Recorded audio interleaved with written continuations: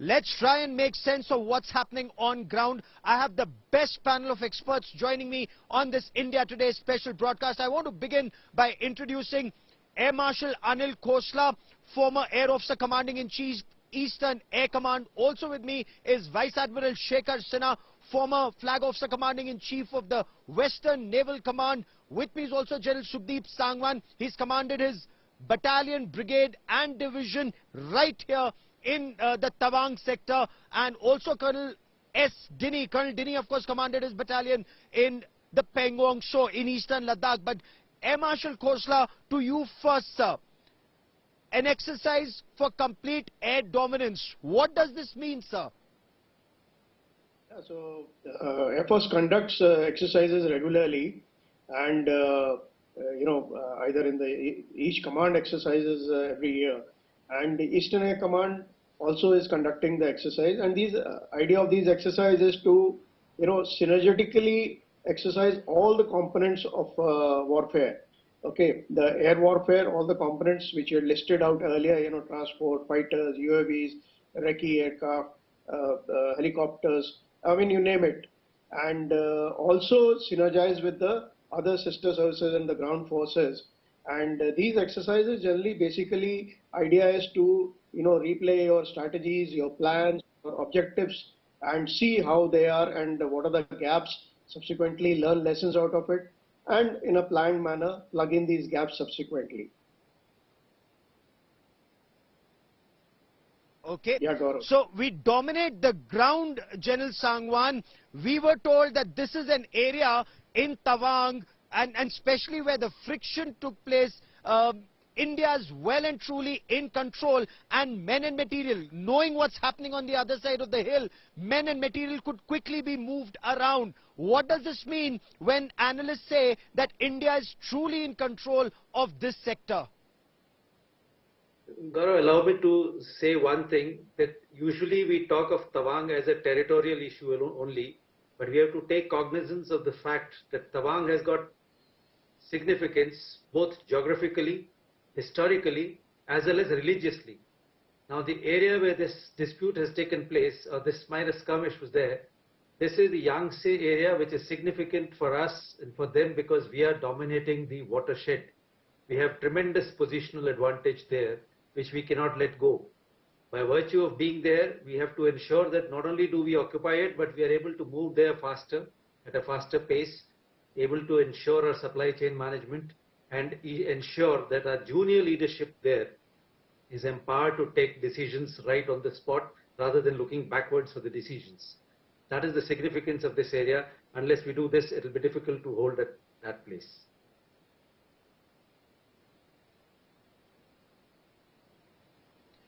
Admiral Sinha, we are told that there is a missile test for which a NOTAM has been issued in the Indian Ocean region. Now, it is generally said for a solution in the Himalayas, we are looking at the Indian Ocean region, again an area where India is in a very strong position. Sir, explain the significance and the timing of the proposed or the planned missile test. Gaurav, there is a routine deployment of both the commands in peacetime. And right now it is peacetime. The routine deployment of the Eastern Command starts from the northern part of Bay of Bengal and pans out right up to Straits of Malacca and down below to Straits of Sunda and Lombok. So these straits are well guarded, and so is also the northern Bay of Bengal, which one will be interested in. The missile test, as you know, that India is carrying out the long-range ICBM sort of test, and one of the tests is scheduled right now. You must have heard that the spy ship, so-called, of China was in Indian Ocean earlier, but apparently it has left the Indian Ocean and gone towards South China Sea. So possibly the missile firing could be synchronized with the Air Force exercise, quite possible. And if there is a heightened tension, possibly just a messaging, Gaurav, that we do have missiles which can reach you at so and so much of distance. To be very honest, all these long-range missiles are really meant to see that the Chinese, don't threaten you, every now and certainly don't do any incursion on the land border. So I think that we are at advantage here once again, that all the 3-4 states are guarded 24/7, and we are monitoring everything that is passing through it, whether it is a warship or a merchant ship, and our ships, aircraft, submarines, human intelligence, satellite, they're all deployed in these areas. So I think there is a fair amount of, we have a very strong hold in the east, both Army and Air Force, as you know. Air Force has moved new squadrons, which has got a long reach, and Navy has actually added up to its firepower in the Eastern Naval Command in the last 2-3 years. Gaurav. Colonel Dinny, when we look at some of the videos that are doing the rounds, of course, we are told one of the videos which has gone absolutely viral is from an earlier skirmish, but post-COVID, considering some of the Chinese soldiers are wearing masks, but be that as it may, does this show India's assertiveness along the line of actual control? Once given clear instructions, they're carried out to the T, whether it's in Doklam in 2017, Galwan 2020, or what's happening here in the eastern sector in 2022. Do we see a more assertive Indian Army along the LAC? Oh, absolutely, Gaurav. And I believe that one of the reasons why this escalation, the conflicts are happening, is because of our own assertiveness. I know that people keep talking about the Chinese assertiveness along the line of actual control, but people don't speak about that India is also asserting itself along the line of actual control. Whether it is the body language, whether it is capability, whether it is infrastructure development, we are asserting ourselves in the best possible manner, which has not been seen in the past. But that is definitely the mindset has changed in big time. The Indian troops, they understand what it is, and they don't consider Chinese troops as something which they need to be afraid of, something like that. They do handle it in the most professional manner. They handle it in the professional manner, and as I always say, that they are, they give it back in the same manner in which the Chinese understand and the way they reciprocate. So it's a give and take, and absolutely no question of leaving an inch and or any kind of lack of will to fight, nothing like that. It is absolutely clear that there's a task there, and that task has to be done in the best professional manner. Gaurav. Okay. While we talk about the army being more assertive on ground, the Navy in seas, the Air Force in the skies, we must also talk about the big push that's been given to infrastructure on ground. And what difference will that make? For example, we went to the Sela Tunnel at an altitude of 13,000 feet earlier today and spoke to the engineers who are engaged in the task of making that tunnel. So the work on this tunnel started sometimes 2019, but in the right earnest only in 2021, and is virtually completed by end 2022. Military convoys can start moving early 2023. The project will be completed mid 2023. What does this mean for the defense of Tawang militarily, and for the people and connectivity of Tawang? Otherwise, I bring you this report.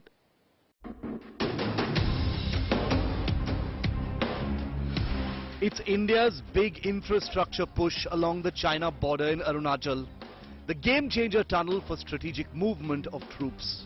And India today is the first channel to get full access and a first look at the Sela Tunnel that's been giving China disturbed sleep. 2021 to 2022 end, it's almost completed. By mid of 2023, the Army and the Border Roads Organization feel this road would be ready for military vehicular movement and civilian movement round the clock, and this would be an absolute game changer for this region. Built at a height of over 13,000 feet, the Sela Tunnel has been built by the Border Roads Organization. How many people engaged in this construction task at the game changer Sela Tunnel? Including the engineers, the site staff and the labours. There are about 1,200 of us who are presently doing the work on Sela Tunnel.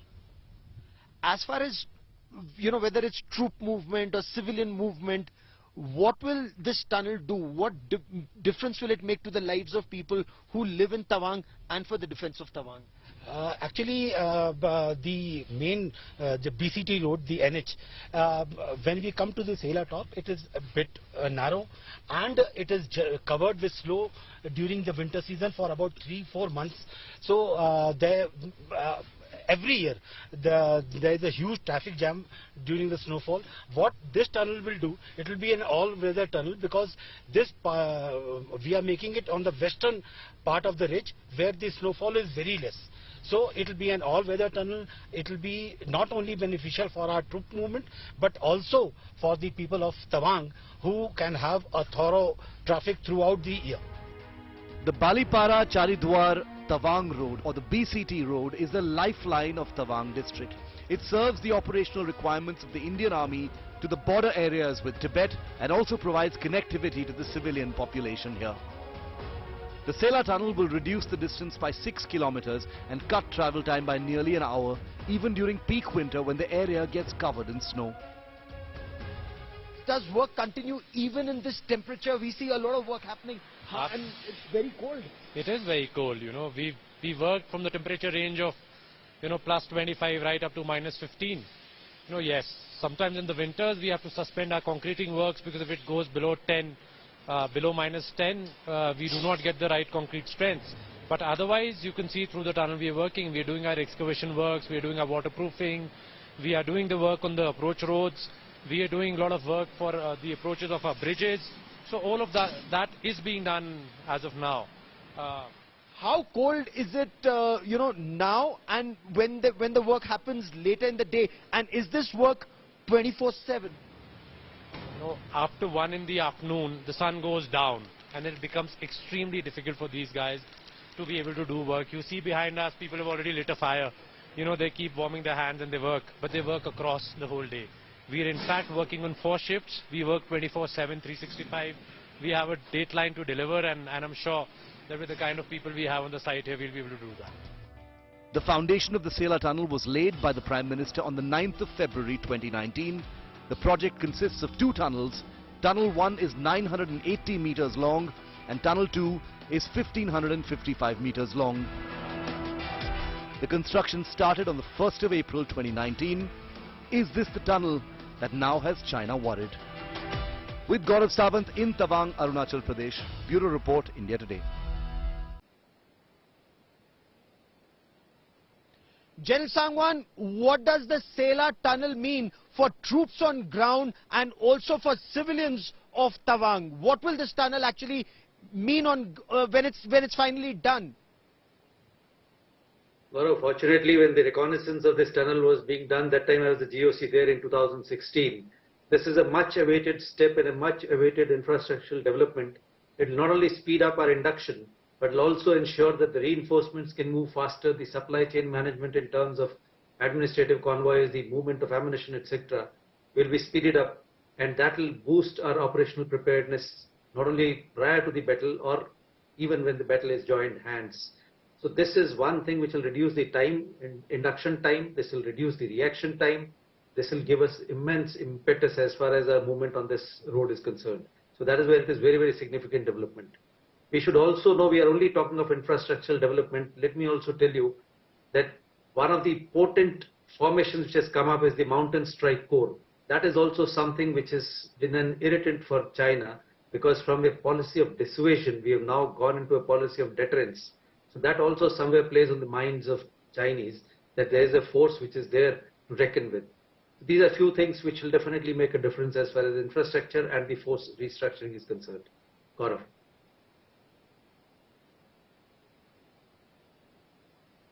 Air Marshal Khosla, does Arunachal Pradesh require more roads? This border road that's coming up from one end to the other, that's been cleared. Should that be speeded up? Should infrastructure be the big push, more in terms of more helipads, more airfields, quicker movement of men and material, and of course also benefit the civilians? Right, Gaurav, there are 2-3 aspects which you covered. One is the road infrastructure. Definitely it helps all the, not only army movement, even the air force elements which need to go forward in terms of radars and other elements. Their movement will be faster. The supply chain, as General brought out, will be, be able to supply faster. That is one. As far as helipads are concerned, they're very, very important infrastructure, which is in the hills, especially for inter-valley troop transfer. That means moving troops who are already acclimatized from one valley to the other, and from lower formations, lower grounds to higher grounds. So helipads is a very, very important element of infrastructure. And not only the number of helipads need to be increased, but also their capability needs to be increased in terms of which all aircraft can operate. Like Chinook needs a much bigger helipad. What is the storage capability of that helipad? What is the connectivity so that these stores and supplies can be distributed thereafter is very important. Gaurav, one more thing I will like to bring out as far as air is concerned, number of airfields also do matter, and especially with these long range, like Admiral had brought out, with the long range vectors targeting targets, it is better to distribute our assets so that we provide safety in distribution. So more number of airfields, and whether it is civil, whether it is military, whether it is army, whichever service it is, but ability should be there to operate these aircraft from these conclaves is very important. One more last factor, Gaurav, the roads which now we have gone into this thing, dual use, the roads also, stretches can be used as runways, which is a very, very, very important factor. And dual use infrastructure is the in thing which we need to get into, which can be used both by civil as well as military. Yeah, Gaurav. Okay. Admiral Sinha, given that China has been pushed back here, given the fact that the Chinese military leadership would also have assessed that India is improving infrastructure, India is able to move men and material quickly in this part, and given the fact that China desperately wants to dominate some of the heights here, do you foresee more such skirmishes either here in Arunachal Pradesh or on the Bumla side or in Sikkim or in eastern Ladakh or in Barahoti? Do you think that these skirmishes are only set to increase in the coming months? Yes, it will. It is not the last one, surely not the last one, Gaurav. They will keep testing you at various points. There are some known points at which they always try and see whether you have gone stronger or can they push back, because they want to alter the line of control in line of actual control and push India further southwards. And India is holding, as the General said, that it is holding on to the LAC with more professionalism, more firmness and more assertiveness. So these things will happen. They will happen in the east. They could happen on the western sector, and certainly not the last one. Two things. This last one which has happened, Gaurav, the Western Theatre Command has stated that it was the border force. So it is quite possible that not the PLA but the subsidiary of PLA, which is the border force, they may have carried out, and they did not expect to get pushed like this. So I am sure that now possibly they may task the PLA to do a very similar thing at some different spot. But let's not forget that we have many very strong points where the Chinese will not even think against of the Western Theatre Command of the poking their Chinese. nose. But there are points where there are sort of equally placed, but we are on a higher ground, just like in Tawang. So those are the areas where they will come and test you, that whether you are all right, or is there a possibility of alteration of the line of actual control. Gaurav.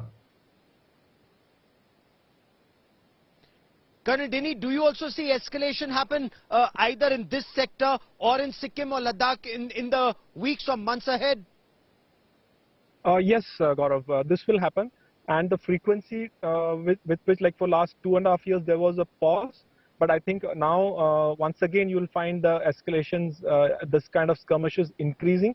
Because there are many other factors which, given the time which is available now, we will not be able to discuss the entire thing. But you also know that there are many internal and external factors also which drive these skirmishes. And therefore, I believe that as we develop our infrastructure, as we develop our capability along the line of actual control, the skirmishes will increase. And I think the Chinese are giving themselves about 5 to 6 years more in which they expect that they can either dominate the Indians along the line of actual control, or after that it will be very difficult to hold the Indians back. That's what I think their assessment is. So you will see a kind of increased tempo in their skirmishes in the coming days.